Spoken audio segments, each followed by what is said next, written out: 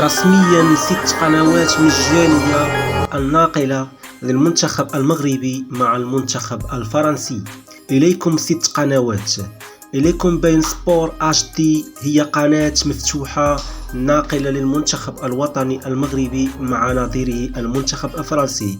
إليكم التردد، هناك على القمر أرب سات وإيتيل سات، والتردد 11556 والترميز 27500، كذلك نفس إيتيل سات. إليكم القناة الثانية المجانية الناقلة للمنتخب المغربي، وهي قناة TF1HD، وهي قناة سويسرية، هي قناة مفتوحة. إليكم القمر الصناعي لهذه القناة أرب سات، استقطاب عمودي 12557 في التردد، والترميز 100,000 و 10850. إليكم القناة الثالثة زدف اتش دي، بطبيعة الحال فهي تنقل جميع قنوات كأس العالم. إذن هي ناقلة للمنتخب الوطني المغربي وأمام نظيره المنتخب الفرنسي النصف النهائي كأس العالم.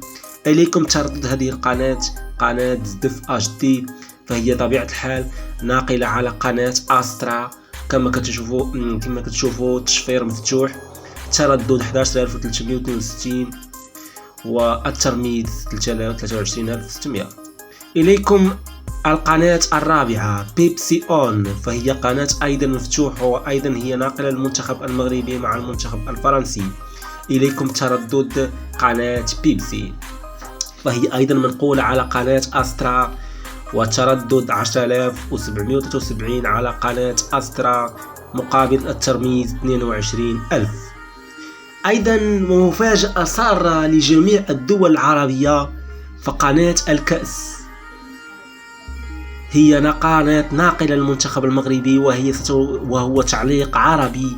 وأيضا إليكم أيضا القناة البين سبور مفتوحة، فهي أيضا سوف تنقل المنتخب الوطني المغربي أمام المنتخب الفرنسي. فهذه بشرى سارة لجميع الدول العربية، سوف تتابع جميع المباريات المنتخب المغربي المتبقية على قنوات الكأس وقنوات بين سبور مفتوحة. نتمنى لكم فرجة ممتعة في هذه المباراة الفاصلة. نتمنى المنتخب الوطني المغربي أن ينتصر على المنتخب الفرنسي، وإن شاء الله الحلم في النهائي. وشكرا على متابعتكم، ولا تنسوا الاشتراك في القناة. إلى اللقاء.